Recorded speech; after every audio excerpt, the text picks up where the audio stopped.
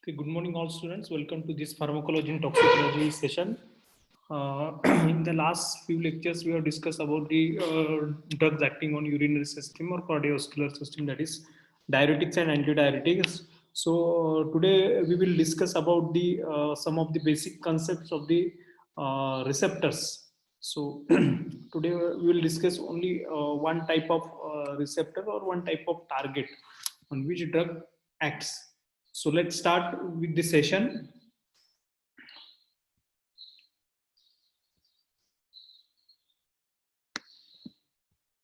Yes. So receptors. First of all, what are the drug targets? So on which we must know the target so that we can reach out, reach out that area or that point where we need to act. Okay, where the drug needs to be act. So there are few targets like receptors, ion channels, enzymes, and carrier molecules.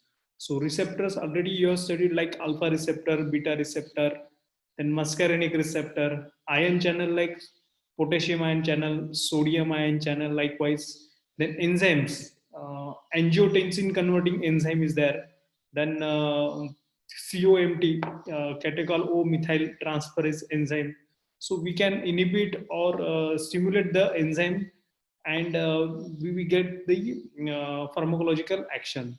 Then carrier molecules. So carrier molecules are in such a way that the proton pumps, like then sodium, potassium pump is there, and so these are the few drug targets we must study about these things.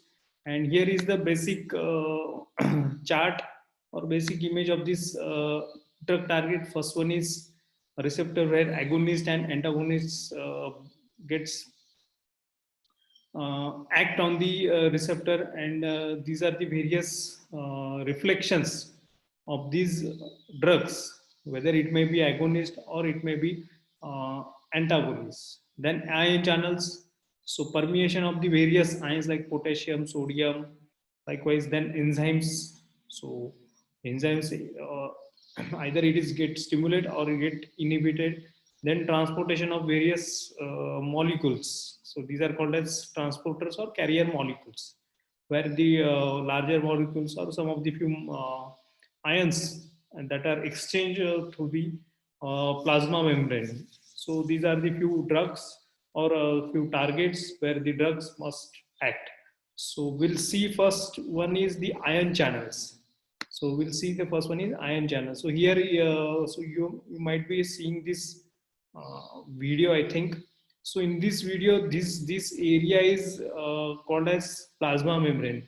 This is extracellular and this is intracellular, and this is the receptor, or you can say this is the ion channel, where the ions through which ions gets inside or it comes outside. So that that happens from this area. Okay, so it is the gateway in the cell membrane. It is nothing but the gateway. It is nothing but the channel or door through which the ions enter or exit from the cell. Then these ion channels are most probably ligand gated ion channel, which required agonist to activate. Which required agonist to activate means drug must bind to this area so that channel gets open and the ions movement occur. And the second one is voltage gated ion channel. So changing the transmembrane potential. So transmembrane potential, particularly in CNS and cardiac cells, it happens. Here positive charge and negative charge, depending upon the voltage or the we can say जेवढे जास्त positive charge आणि negative charge dipole movement त्या ठिकाणी तयार होतं. So polarisation and depolarisation that offers and the movement of the ions offers. So that is called as voltage gated ion channels. Examples are like calcium channels, which is present in the cell, particularly on endoplasmic reticulum. So on the endoplasmic reticulum, the channel present is calcium ion channel, which carries the calcium ions into the cytoplasm. So cytoplasm मध्ये आल्यानंतर त्यांचं काय होतं की contraction सेल्सचं होत असतं. तर आपण बघितलं होतं की कार्डिओस्क्युलर सिस्टीम मध्ये ऍक्शन पोटेन्शियल कर्व मेंटेन करण्यासाठी कॅल्शियमचा रोल हा खूप महत्वाचा आहे. Okay, so enzymes, next one is enzymes. So enzymes say particularly it is acting on the or acting by inhibition or stimulation. So captopril, this one of the drug which inhibit the angiotensin converting enzymes. So that may be competitive or non-competitive. Then aspirin blocks COX, cyclooxygenase enzyme. Cyclooxygenase enzyme. These are also called false substrate. Means by fluorouracil replaces uracil as an intermediate in a purine biosynthesis. So this acts as a false substrate. म्हणजे फ्लोरोयुरासिल आणि युरासिल almost similar structure आहे. So युरासिल हे बाहेर काढलं जातं आणि फ्लोरोयुरासिल त्या ठिकाणी टाकलं जातं आणि त्याच्यामुळे काय होतं की चुकीचं प्रोडक्शन त्या ठिकाणी व्हायला लागतं. चुकीचं प्रोडक्शन किंवा त्याचे सिक्वेन्स जे आहे ते चेंज होऊ शकते, ती चेंज होऊ शकते आणि आपल्याला जो डिझायर्ड इफेक्ट पाहिजे आहे फार्माकोलॉजिकल इफेक्ट किंवा थेरपेटिक इफेक्ट तो आपण त्याच्यापासून ऑब्टेन करू शकतो. So here is the enzyme, the substrate and the active side. So this substrate may be a false substrate. This substrate may be false substrate.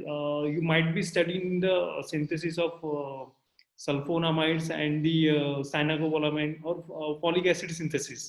So folic acid synthesis मध्ये हे false substrate utilize करून आपण वेगवेगळे actions आपण carry करू शकतो which need to kill the various microorganisms or bacterial antibacterial action. So these are the enzymes. Then transport proteins. So in this image, you are seeing this is extracellular and this is cytosol, means intracellular. So using one ATP, three sodium ions move outside and two potassium ion moves inside. Two sodium ion and two potassium ion and three sodium ions. So using one ATP, this is extracellular and this is intracellular. So cytosol, it means intracellular, and this is plasma membrane. So आपण already बघितलेलं की sodium ion आणि potassium ion किंवा sodium potassium ATPase pump आपण बघितलेला होता कार्डिओटोनिक drugs मध्ये आपण डिस्कस केलेलं होतं. सो त्या ठिकाणी सोडियम आणि पोटॅशियम पंप जो आहे त्याला इनिबिट केलं जातं आणि आपल्याला कार्डिओटोनिक ऍक्टिव्हिटी आपण त्या ठिकाणी ऑब्टेन करू शकतो डिजिटॅलिस पासून. So these are organic molecules particularly in blood brain barrier and uptake of neurotransmitters. Reuptake किंवा अपटेक ऑफ न्यूरोट्रान्समीटर याच्यापासून केलं जातं जे गँग्लियामध्ये होत असतं. सो त्याच्यानंतर वेगवेगळे ड्रग मॉलिक्युल्स आणि त्याचे मेटाबोलाइट्स पण या वेनी आपण ट्रान्सपोर्ट करू शकतो जे लार्जर मॉलिक्युल्स वगैरे असतात. सो ट्रान्सपोर्टेशन प्रोटीन्स आपण युटिलाइज करू शकतो. त्यात आपण ट्रान्सपोर्टेशन प्रोटीन्स मध्ये जसं की ऑक्सिजन कॅरी करतोय haemoglobin. So haemoglobin it is nothing but transport protein. So that carries oxygen throughout the body and each and every cell पर्यंत आपल्याला ऑक्सिजन कॅरी करायचं असतं, ऑक्सिजन पोहोचवायचं असतो. तर मग अशा वेळेस हे ट्रान्सपोर्ट प्रोटीन्स खूप महत्वाचे असतात. Then transportation of various lipids. So लिपिड्सचं पण ट्रान्सपोर्टेशन याच्यातून आपण करू शकतो, जे की नंतर ट्रान्सपोर्टेशन ऑफ व्हेरियस काय म्हणतात त्याला लायपोप्रोटीन्स जे आहेत तर त्याचंही ट्रान्सपोर्टेशन आपण या वेनी करू शकतो.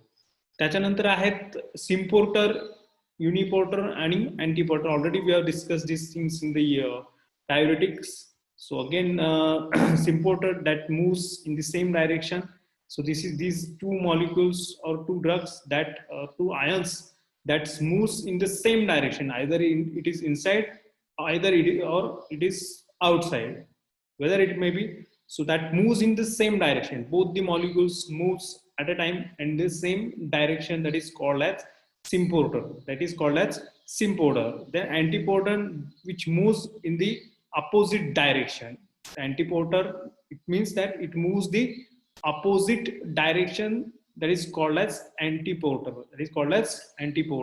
Already आपण डायरेटिक्स मध्ये मागच्या स्लाइड्स मध्ये हे डिस्कस ऑलरेडी आपण केलेलं होतं. ठीक आहे. आणि युनिपोर्टर मध्ये सिंगल आयन जे आहे ते मूव्ह होत असतो, याला आपण आयन चॅनल पण म्हणू शकतो ठीक आहे.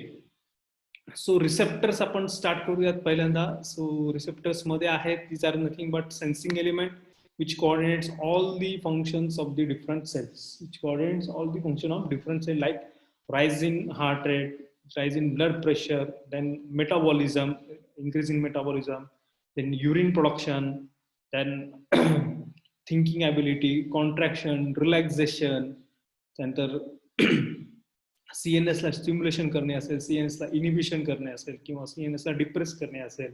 सो या सगळ्या ऍक्टिव्हिटीज कोण कॅरी करते, तर रिसेप्टर्स कॅरी करते, which coordinates all the functions of various cells, and these are very classified based upon their structure and their linkages. So structure basically mainly on depending upon the structures मध्ये याचं classification केलेलं आहे. So ligand gated ion channel, first one again it is ligand gated ion channel. Already आपण ion channel बघितलं होतं, तर त्यातलं ligand gated म्हणजे काय, या ठिकाणी ॲगोनिस्ट आणि अँटागोनिस्ट जाऊन बाइंड होतं आणि त्या रिसेप्टरची ऍक्टिव्हिटी कमी किंवा जास्त केली जाते, किंवा त्याची फिजिओलॉजिकल ऍक्टिव्हिटी चेंज करू शकतो आपण. Then G protein coupled receptor. So G protein coupled receptor, this are the major receptors, आणि हे खूप महत्वाचे रिसेप्टर आहे. मोस्ट ऑफ दी रिसेप्टर्स या टाइप्स मध्ये कॅरी केले जातात. त्या दोन वरच्या टाइप्स मध्ये आपण कॅरी करतो. त्यानंतर आहेत kinase linked receptors. So kinase again एक एन्झाईम आहे जे लिंकिंग करतात ते रिसेप्टर्स, आपण तेही स्टडीज करणार आहोत. आणि सगळ्यात आहेत शेवटी ते म्हणजे nuclear receptors. So nuclear receptor which is present on the nucleus and which carries an important role in the protein synthesis. Example आहे त्याचं इन्सुलिन प्रिपरेशन किंवा इन्सुलिनचं सिंथेसिस आपल्या सेलमध्ये ज्या पद्धतीने होतं, त्याच्यामध्ये न्यूक्लियर रिसेप्टर्स हे खूप मोठा रोल त्यांचा आहे. Okay. So ligand gated ion channel and G protein coupled receptor, these are the most important receptors. जर हे दोन गोष्टी तुम्हाला समजल्या, रिसेप्टरच्या ऍक्टिव्हिटीज जर तुम्हाला समजल्या, तर फार्माकोलॉजी हे एकदम इझी जाईल तुम्हाला. फक्त तुम्हाला लॉजिक यूज करायचं की हा कुठल्या टाईपचा रिसेप्टर आहे, एवढं लक्षात आलं की तुम्हाला ह्या गोष्टी एकदम सोयीच्या जातील आणि सोप्या जातील.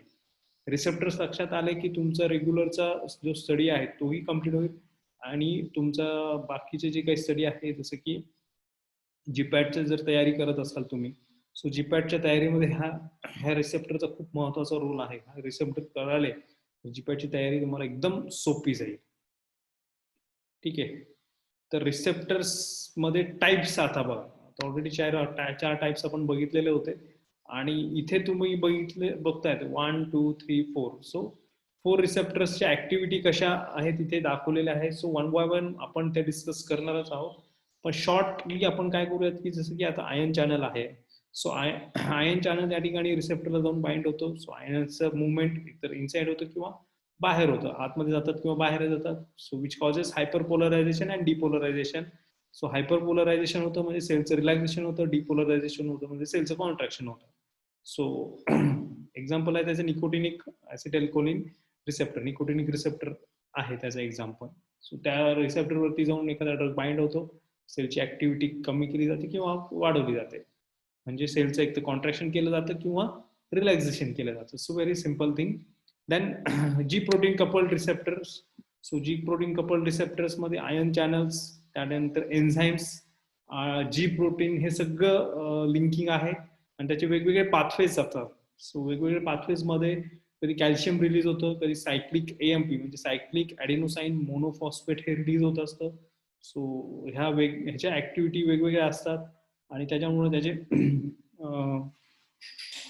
पूर्ण ऍक्टिव्हिटी कॅरी करण्यासाठी त्यांना थोडासा वेळ लागू शकतो. So carries seconds to 1 to 2 seconds मध्ये याची ऍक्टिव्हिटी येत असते. आणि हे एक्झाम्पल आहे त्याचं मस्कॅर्निक रिसेप्टर्स, किंवा बीटा रिसेप्टर असेल, अल्फा रिसेप्टर आहेत, हे सगळे काय आहेत, जी प्रोटीन कपल्ड रिसेप्टर्स आहेत. त्यानंतर कायनेज लिंक रिसेप्टर, जे की प्रोटीन्सशी रिलेटेड आहे, प्रोटीन सिंथेसिसशी रिलेटेड आहे, आणि जीन ट्रान्सक्रिप्शन त्या ठिकाणी व्हावं लागतं.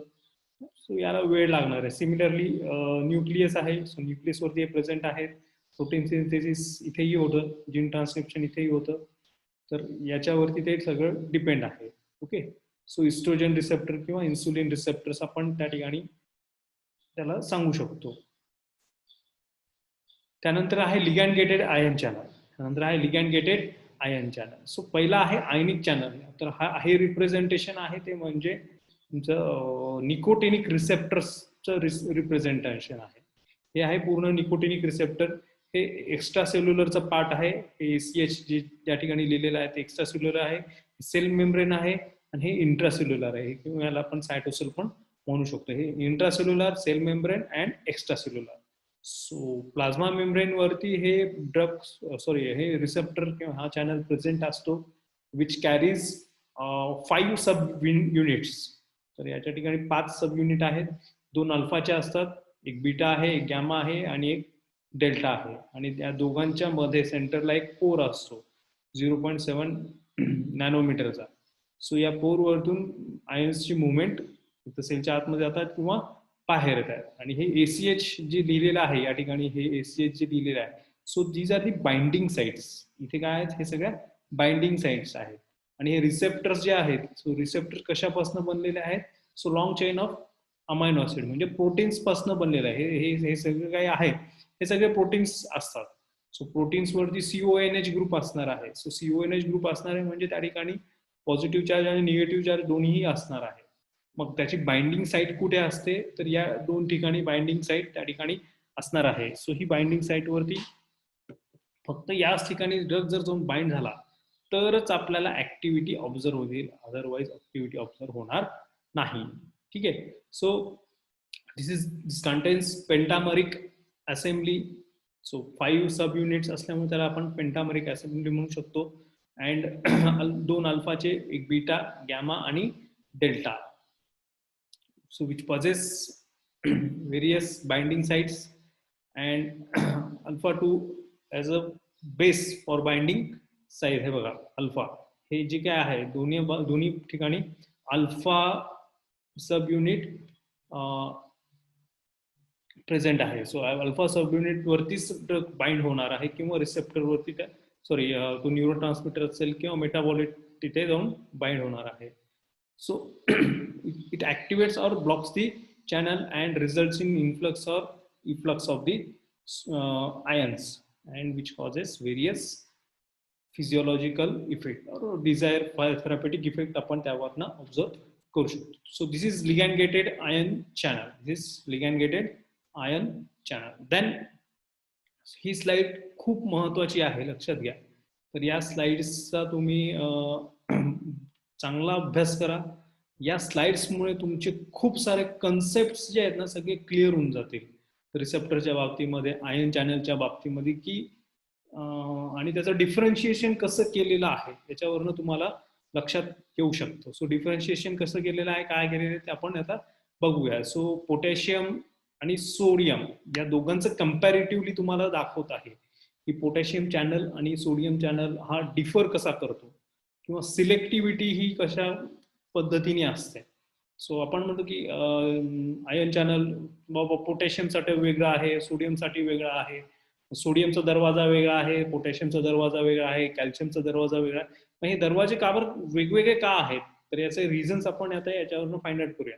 So potassium is a larger molecule. So potassium has atomic number 19. लक्षात ठेवा 19 ॲटॉमिक नंबर आहे आणि सोडियमचा ॲटॉमिक नंबर 11 आहे. म्हणजे काय, पोटॅशियम आयन हा मोठा आहे. पोटॅशियम आयन हा मोठा आहे आणि सोडियम आयन हा लहान आहे. पोटॅशियम आयन हा मोठा आहे, सोडियम आयन हा लहान आहे. त्यानंतर potassium channel it mostly express in to the CNS and CVS. Central nervous system आणि कार्डिओव्हास्क्युलर सिस्टीम मध्ये हे प्रेझेंट आहे. ओके. त्यानंतर आहे it is present on the plasma membrane. सेलच्या प्लाझ्मा मेम्ब्रेन वरती हे प्रेझेंट असतात. And has a positive charge. Has positive charge, याच्यावरती पॉझिटिव्ह चार्ज असणार आहे कारण ह्याच्यावरती हे काय, सो पॉझिटिव्ह चार्ज असल्यामुळे. त्यानंतर it is move by the hyperpolarization और डिपोलरायझेशन. सो परत या ठिकाणी पॉझिटिव्ह चार्ज आणि निगेटिव्ह चार्ज हे दोन्हीही काय होतात, कमी जास्त होतात. कुठे पॉझिटिव्ह होतं, कुठे निगेटिव्ह होतं, मग त्या आयन्सची मुवमेंट होत असते. तर कशा पद्धतीने मुवमेंट होते ते आपण या ठिकाणी आता बघूयात. की हे बघा, हे सोडियम चॅनल हे एक्स्ट्रा सेल्युलर आहे, हे इंट्रासेल्युलर आहे. Okay. So this is extra cellular side This is plasma membrane and this one is the intracellular. This one is the intracellular. सगळ्यात खालच्या बाजूचा जो आहे पर्पल कलरचा तो म्हणजे इंट्रासेल्युलर आहे. ओके, त्यानंतर आहे so this is top view. Top view तुम्ही बघत असाल. सो 4 या ठिकाणी पोर्स आहेत किंवा 4 सब युनिट आहेत. 1 2 3 आणि 4. आणि हे जे काही दिसत आहेत हे सगळे काय आहे प्रोटीन स्ट्रक्चर आहे. पूर्ण काय आहे प्रोटीन स्ट्रक्चर आहे म्हणजे अमायनो ऍसिडची सिक्वेन्स आहे. पूर्ण ही अमायनो ऍसिडची सिक्वेन्स आहे जे एकमेकांना बाइंड झालेले आहेत. आणि हा सेंटरचा जो ब्लँक किंवा ब्लॅक कलरचा स्पॉट दिसतोय सो हा पोर आहे. ते छिद्र आहे ज्याच्यातून आयन्सची मुवमेंट होणार आहे. याच्यातून कुणाची मुवमेंट होणार आहे आयन्स म्हणजे सोडियम किंवा पोटॅशियम आयन्सची मुवमेंट होणार आहे. Okay, so this is 1 2 3 and 4 sub unit. So हे 4 सब युनिट त्या ठिकाणी आहेत. आता ह्याचं 3D स्ट्रक्चर या ठिकाणी तुम्हाला ऑब्झर्व होईल की 3D स्ट्रक्चर म्हणजे 3D डायग्रामॅटिकली कशा तुम्हाला दिसत आहे ते. Okay, so this is called as 3D structure. आणि हे आहे प्रोटीन स्ट्रक्चर आहे तुमचं. हे काय आहे प्रोटीन स्ट्रक्चर आहे आणि हे पोर आहे. सो सिलेक्टिव्हिटी लूप हे आहे सिलेक्टिव्हिटी लूप. सो हे सिलेक्टिव्हिटी लूप खूप महत्वाचे आहेत. जर तुम्ही बघितलं सिलेक्टिव्हिटी लूप याच्यावरती डिपेंड आहे हे सोडियम चॅनल आहे का पोटॅशियम चॅनल आहे कशा पद्धतीने. तर याची जी काही लेंथ असते या पोरची जी काही लेंथ आहे त्याच्यावरती आपण फाइंड आउट करू शकतो की तो आयन सेलच्या आतमध्ये जाणार आहे की तसंच राहणार आहे बाहेर. Okay, so this side view. आणि हा बघा पोटॅशियम आयन्सची मुवमेंट या ठिकाणी होत आहे. ही पोटॅशियम आयन्सची मुवमेंट होऊ शकते. तर टॉप व्ह्यू मधून आपण पोटॅशियम आयन जर बघितला तर तो काय आहे सो सिलेक्टिव्हिटी फिल्टर काय आहे carbonyl group in the pores. So हे जे काही कार्बोनिल ग्रुप आहे या कार्बोनिल ग्रुपवरती निगेटिव्ह चार्ज प्रेझेंट असतो. या कार्बोनिल ग्रुपवरती काय आहे निगेटिव्ह चार्ज प्रेझेंट असतो. आणि पोटॅशियम आयनवरती कुठला चार्ज असतो तर पॉझिटिव्ह चार्ज असतो. सो निगेटिव्ह चार्ज आणि पॉझिटिव्ह चार्ज. सो वरच्या बाजूला इथे निगेटिव्ह आहे आणि इथे जर तुमचा हे आला सोडियम आयन किंवा पोटॅशियम आयन आला सो जसं जसं चार्जेस मध्ये चेंजेस होत जातील तसं तसं त्याचं अट्रॅक्शन वाढत जाईल. मग बरोबर आयन्सची मुवमेंट वरतून खालीही होणार आहे. वरतून खालीही होत असते. सो पॉझिटिव्ह चार्ज आणि निगेटिव्ह चार्ज. पॉझिटिव्ह चार्ज आणि निगेटिव्ह चार्ज कंटिन्युअसली मेंटेन झालं वरतून खाली होतील ते आयन्सची मुवमेंट बरोबर खाली जाणार. त्या रिसेप्टरच्या आतमधून सेलच्या बाहेर जे असणारे पोटॅशियम आयन आहेत ते सेलच्या आतमध्ये जात असतील. ठीक आहे, त्याच्यानंतर हे बघा हे रेड कलरचे दिसत आहेत हे आहे त्याच्यावरती निगेटिव्ह चार्ज दाखवत आहे. हे निगेटिव्ह चार्ज रिप्रेझेंट करत आहे. सो दॅट पोटॅशियम आयन हे काय होतं या ठिकाणी परफेक्ट फिट होतं. त्याच्यामध्ये जे काही डायपोल मुवमेंट आहे एक्झॅक्टली होणार आहे त्या ठिकाणी. एक्झॅक्टली डायपोल मुवमेंट तिथे होतं म्हणजे जे काही वंडरवॉल फोर्स ऑफ अट्रॅक्शन आहे ते तिथे ऑब्झर्व होईल तुम्हाला. ते तिथे काय होणार आहे ऑब्झर्व होईल. हा फिजिक्सचा कन्सेप्ट आहे थोडासा. सो आयन्स मध्ये काय पॉझिटिव्ह आणि निगेटिव्ह दोघांचं अट्रॅक्शन आणि रिपल्शन हे दोन्ही त्या ठिकाणी ऑब्झर्व होत असतो. सो अट्रॅक्शन त्या ठिकाणी होत आहे. ओके, त्याच्यानंतर बघा sodium ion. So sodium ion जर तुम्ही बघितला सोडियम आयनचा ॲटॉमिक नंबर 11 आहे. सो 11 आणि 19 मग किती फरक आला भरपूर फरक आला. भरपूर मोठा फरक त्या ठिकाणी येतो. सो सोडियम आयन हा लहान असतो पोटॅशियम आयन हा मोठा आहे. मग इथे जे काही त्यांचं अट्रॅक्शन व्हायला पाहिजे ते अट्रॅक्शन होऊ शकत नाही कारण की तेवढं डिस्टन्स नाहीये ते जवळ नाहीये. ते जवळ त्या ठिकाणी नाहीये. सोडियम आयन लहान असल्यामुळे त्या ठिकाणी अट्रॅक्शन होणार नाही. त्यामुळे सोडियम आयन त्या सेलच्या आतमध्ये तिथून जाणार नाही. सो डिगॅनगेटेड आयन म्हणून तिथे सोडियम आयन्सची मुवमेंट त्या ठिकाणी होणार नाही. सो जशाला तसं तिथे तो सोडियम आयन राहील तो खाली जाणार नाही कारण की तिथे कुठल्याही प्रकारचं अट्रॅक्शन किंवा रिपल्शन होणार नाहीये. पॉझिटिव्ह आणि निगेटिव्ह चार्ज लांब लांब असल्यामुळे तिथे कुठल्याही प्रकारचं अट्रॅक्शनही होणार नाही आणि रिपल्शनही होणार नाही. Okay, so this causes selectivity of the ion channel. This causes selectivity of the ion channel. So sodium ion too small. हे बघा परफेक्ट फिट होतो. सोडियम आयन लहान आहे पोटॅशियम आयन बरोबर एकदम परफेक्ट आहे. सो मुवमेंट सेलची सॉरी आयन्सची मुवमेंट ही सेलच्या आतमध्ये त्या ठिकाणी होत असते. Okay, so this is the basic difference for the sodium ion and potassium ion. So on the basis of these few concepts or these the ligand ion किंवा ion चॅनलचं differentiation आपण करू शकतो. So drug neurotransmitter release and binds to the ion channel. आता drug किंवा neurotransmitter, आता drug तर तुम्हाला माहिती आहे, पण न्यूरोट्रान्समिटर कुठले आहे, जसं की निकोटीन आहे, रिसेप्टरवरती ऍसिटाइल कोलिन जाऊन बाइंड झालेला आहे. किंवा बीटा आणि अल्फा बीटा सॉरी त्यानंतर कॅल्शियम आयन चॅनल आहे, पोटॅशियम आयन चॅनल आहे, जे त्या ठिकाणी जाऊन बाइंड होतात. सो सेलला ओपन करतात किंवा क्लोज करत असतात, सॉरी रिसेप्टरला ओपन करणार आहेत किंवा क्लोज करणार आहे, आणि आयन्सची मुवमेंट त्या ठिकाणी होत असते, आयन्सची मुवमेंट त्या ठिकाणी होणार आहे. So on the basis of these few concepts we can differentiate various ion channels. आणि हे जर कन्सेप्ट लक्षात आला तर कुठलाही लिगॅन गेटेड आयन चॅनलचे तुम्हाला मेकॅनिझम ऑफ ऍक्शन लक्षात ठेवता येईल. कुठलाही आयन चॅनल, पोटॅशियम असेल, सोडियम असेल, किंवा कॅल्शियम असेल, किंवा क्लोरीन आहे, तर हे लक्षात येईल. आता in the case of chlorine, GABA A receptor हा प्रेझेंट आहे, जो की सीएनएस मध्ये प्रेझेंट आहे, आणि त्याच्यामुळे बरंचसं आपल्याला काय होतं त्या ठिकाणी सीएनएसचं इनिबिशन होत असतं. याला ऍक्टिव्हेट केलं की सीएनएसचं इनिबिशन होतं आणि क्लोरीन आयन मूव्ह येतो. सो क्लोरीनवरती निगेटिव्ह चार्ज आहे, म्हणजे रिसेप्टरवरती पॉझिटिव्ह चार्ज असायला पाहिजे. सो क्लोरीन आयन्सची मुवमेंट त्या ठिकाणी होत असते. ज्यावेळेस क्लोरीन आयन सेलच्या आतमध्ये जातो त्यावेळेस सेलचं इनिबिशन होत असतं, सेल डिप्रेशन मध्ये जात असते. सो हे असे काही बेसिक कन्सेप्ट आहेत, ज्या कन्सेप्ट जर तुम्हाला लक्षात आले की हे रिसेप्टर्स हे अशा पद्धतीने ऍक्ट होत आहेत. फक्त तुम्हाला आयडेंटिफाय करायचे की हा आयन चॅनल आहे का, जीपीसीआर आहे का, न्यूक्लियस आहे किंवा कायनेज लिंक आहे.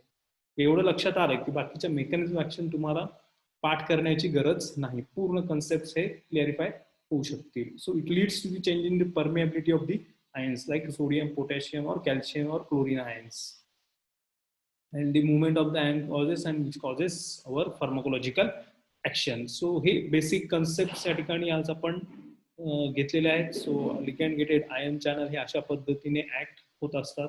इन केस कुणाला काही आजच्या सेशनमध्ये जर डाऊट असतील तर तुम्ही क्वेश्चन्स हे विचारू शकतात. आपल्याकडे वेळ कमी आहे, 5 ते 6 मिनिटं बाकी आहेत. तर कुणाला काही डाऊट्स असतील, काही क्वेश्चन्स असतील आजच्या लेक्चरमध्ये लिगॅंड गेटेड आयन चॅनलच्या बाबतीमध्ये, तर तुम्ही विचारू शकता. नेक्स्ट सेशन मध्ये आपण G protein couple receptor discuss करणार आहोत. सो आयन चॅनलच्या बाबतीमध्ये इन केस कोणाला काही डाऊट्स असतील, काही प्रॉब्लेम्स असतील, तर त्यांनी क्वेश्चन्स चॅट बॉक्समध्ये टाकावेत. ओके, कुणाला काही डाऊट्स, कुणाला काही प्रॉब्लेम्स असतील तर चॅट बॉक्समध्ये टाकावे. पल्लवी मुंगे यांनी टाकलेलं आहे, in sugar patient urine production जास्त होतं, so it is true and why. Yes, sugar पेशंटमध्ये आहे, डायबिटीजमध्ये युरिन प्रोडक्शन हे वाढतं definitely. This is physiological, simple physiological response त्या ठिकाणी आहे. तर आपण हे आजच्या टॉपिकशी रिलेव्हंट नाही आहे, पण आपण डिस्कस करूयात. ओके, पल्लवी मुंगे यांचा क्वेश्चन आहे. सो आजच्या बेसिकली आजच्या टॉपिकमध्ये असतील तर अजून बरं होतील. ठीक आहे, आपण घेऊयात पुढच्या सेशनमध्ये हा क्वेश्चन आपण घेऊयात, पण आजच्या टॉपिकमध्ये क्वेश्चन्स तुम्ही डिस्कस करू शकतात. तुम्ही चॅट बॉक्समध्ये क्वेश्चन्स टाका. संकेत हंकरले यांनी विचारलंय की sir how we can understand whether it is sodium और पोटॅशियम आयन चॅनल. सिम्पल आहे, ज्या ठिकाणी सोडियम आयन आणि पोटॅशियम आयन मूव्ह होतो, पोटॅशियम आयन हा मूव्ह होतो. बेसिक जो काही पोटॅशियम आयन हा मोठा आहे, सोडियम आयन हा लहान आहे. सो ज्या जिथून एंटर होतं तिथे आपल्याला लगेच लक्षात येतं. आणि याच्यावरती कसं आहे की हे आयडेंटिफाय करण्यासाठी खूप वेगवेगळ्या टेक्निक्स यूज केले जातात. आयसोलेशन टेक्निक आणि जीन ट्रान्सक्रिप्शन टेक्निक्स आपण यूज करू शकतो. आणि एक्झॅक्टली त्याचं जे काही मेम्ब्रेन पोटेन्शियल आहे, सो मेम्ब्रेन पोटेन्शियल वरती आपण आयडेंटिफाय करू शकतो की हा रिसेप्टर आपण कुठल्या टाईपचा आहे आणि कशा पद्धतीने ऍक्ट होतो. सो हा थोडासा ऍडव्हान्स कन्सेप्ट आहे. ते एवढंच लक्षात ठेवा की आयन चॅनल आणि हे कशा पद्धतीने लक्षात राहतं. What about GQ, GS, GI pathway, हे सगळे GQ, GS, GI पाथवे हे सगळे GPCR मध्ये येतात. सो GPCR मध्ये आल्यानंतर आपण हे डिस्कस करूयात. ओके, रिसेप्टर्स नाही समजले, मीरा दंडे यांनी विचारलं. आधीचा क्वेश्चन ज्योतिराम बोडके यांचा होता, what about GQ, GS and GI pathway. So GQ, GS, GI pathway आपला GPCR मध्ये येईल, त्यावेळेस आपण अजून चांगल्या पद्धतीने डिस्कस करूया. रिसेप्टर्स नाही समजलं, मीरा दंडे यांनी विचारलं. आणि गोरे महेश यांचा क्वेश्चन आहे, Y ion channel is fastest acting receptor. Ion channel fastest acting का आहेत? कारण की जसं मला सांगा, आपण एक स्विच ऑन केलं, ट्यूबलाईटचं स्विच ऑन केलं, so within fraction of second मध्ये लाईट ऑन होते. फ्रॅक्शन ऑफ सेकंड मध्ये ट्यूबलाईट ऑन होते. का होते? कारण की तिथे मुवमेंट ऑफ आयन्स होते. सो इलेक्ट्रॉन्सची मुवमेंट त्या ठिकाणी होत असते. इलेक्ट्रॉन म्हणजे काय? Negative charge. सो त्याच पद्धतीने त्याला जर आपण ऍक्टिव्हेट केलं, सेलला जर ऍक्टिव्हेट केलं किंवा आपण ब्लॉक केलं, सो इमिडिएट त्या ठिकाणी चार्जेसची मुवमेंट होत असते, पॉझिटिव्ह आणि निगेटिव्ह चार्जेस. आणि पॉझिटिव्ह आणि निगेटिव्ह चार्जेस हे एकदम फास्ट मूव्ह होत असतात. त्याच्यामुळे आयन चॅनल्सची ऍक्टिव्हिटी जी आहे एकदम फास्ट येत असते. त्यानंतर रिसेप्टर्स नाही समजलं. सो रिसेप्टर्स म्हणजे काय? मीरा दंडे यांचा क्वेश्चन आहे की रिसेप्टर म्हणजे ही अशी एक जागा आहे, हे असा एक दरवाजा आहे, त्या दरवाजामधून वेगवेगळ्या आयन्सची मुवमेंट आतमध्ये जात असते आणि बाहेर येत असतात. आयन्स हे आतमध्ये जातात किंवा बाहेर येत असतात. हा एक प्रकारचा दरवाजा झाला. दुसरा दरवाजा असा असतो की ज्या ठिकाणी एखादा ड्रग जाऊन बाइंड झाला, त्या बाइंड झाल्यामुळे त्या सेलची ऍक्टिव्हिटी, म्हणजे सेलला एकतर कम्प्रेस केलं जातं किंवा डिप्रेस केलं जातं.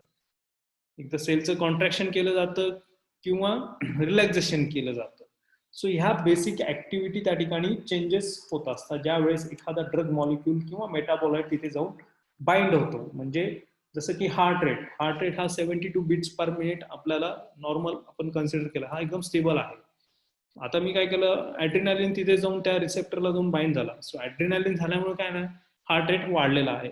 सो हार्ट रेट वाढला म्हणजे काय? त्या ठिकाणी सेलचं कॉन्ट्रॅक्शन होतं. मग ते दुसऱ्या दरवाजाला काहीतरी त्याचा दरवाजा एकतर बंद केल्यामुळे सेल फुगायला लागते आणि कॉन्ट्रॅक्शन त्या ठिकाणी व्हायला लागतं. सो कॉन्ट्रॅक्शन रिलॅक्सेशन ही कंटिन्युअस प्रोसेस त्या ठिकाणी होत असते. सो हे यालाच रिसेप्टर्स म्हणतात. किंवा एखादा ड्रग किंवा एखादा मेटाबोलाइट सेलच्या आतमध्ये गेला आणि न्यूक्लियसवरती जाऊन बाइंड झाला. न्यूक्लियसमध्ये बाइंड झाला की इन्सुलिनचं सिक्रेशन्स किंवा इन्सुलिन त्या ठिकाणी तयार केलं जातं आणि ते रिलीज केलं जातं. इन्सुलिन तयार केलं जातं आणि रिलीज केलं जातं, म्हणजे हॉर्मोन्स तयार केले जातात आणि रिलीज केलं जातं. So that is nothing but तो एक रिसेप्टर आहे, तो एक दरवाजा आहे. त्याच्यातून आपण वेगवेगळ्या फिजिओलॉजिकल ऍक्शन किंवा आपण फार्माकोलॉजिकल ऍक्शन किंवा थेरप्युटिक इफेक्ट आपण त्या ठिकाणी घेऊ शकतो त्याच्याकडनं. तर याला म्हणायचं रिसेप्टर्स, याला म्हणायचं रिसेप्टर. आणि हे प्रोटीन्स पासून सगळे रिसेप्टर्स बनलेले असतात. Okay. So protein is nothing but long chain of amino acids. So amino ऍसिड्सची जी काही सिक्वेन्स आहे, सो सिक्वेन्स कमी मागे पुढे झाली, एक दिकेड अमायनो ऍसिड इकडचा तिकडचा एका केला की लगेच रिसेप्टर्स मध्ये चेंजेस त्या ठिकाणी होत असतात. Okay. So I think Meera Dande यांना लक्षात आलेलं असावं. जसं जसं तुम्ही अजून थोडंसं डीप मध्ये वाचत जाल तर ह्या गोष्टी अजून क्लॅरिफाय होतील तुम्हाला. Okay. Why ion channel is fastest acting receptor already झालेला आहे. I think I have answered all the questions except Bodke Jyotiram यांचं. आता उद्या आपण डिस्कस करूया GI, GQ आणि GS म्हणजे काय. थोडंसं डीप मध्ये आहे, बघूया. ओके. ठीक आहे. मग आजच्या अजून काही क्वेश्चन्स नसतील तर आज या ठिकाणी आपण थांबूयात. इन केस कोणाला काही डाऊट्स असतील, काही प्रॉब्लेम्स असतील तर तुम्ही नक्कीच शेअर करा व्हॉट्सअपवरती आणि मेलवरती तुम्ही क्वेश्चन्स मला ड्रॉप करू शकता. बरेच जणांनी असाइनमेंट सबमिट अजून केलेल्या नाही आहेत. परत एकदा तुम्हाला रिक्वेस्ट आहे की असाइनमेंट्स तुम्ही डायरेक्टिक्सच्या सबमिट करा. आणि कुणाला काही डाऊट्स असतील तर नक्कीच तुम्ही विचारा. So thank you once again for joining this wonderful session, and we'll meet again tomorrow on the same timing, that is on 9:30 AM. आणि डिप्लोमाच्या स्टुडंटला अजून एक खास इन्स्ट्रक्शन्स आहेत, त्यांचे रोल नंबर्स हे रिवाइज झालेले आहेत. सो तुम्ही तुमच्या नावाच्या पुढे सगळ्यांनी डिप्लोमाच्या स्टुडंटनी खास करून रोल नंबर्स टाका, सो दॅट अटेंडन्स तुम्हाला टाकायला सोपी पडेल. अटेंडन्स तुमची मेंटेन करण्यासाठी सोपी होऊन जाईल. ओके. सो जे कोणी जॉईन अजून झालेले नाही आहेत किंवा अटेंड करत नसेल अशांनी पण लवकरात लवकर ते गोष्टी त्यांनी लवकरात लवकर अटेंड करावं. कुठलेही लेक्चर त्यांनी मिस करू नये. ठीक आहे. So thank you once again joining for this session. Have a nice day. Thank you so much.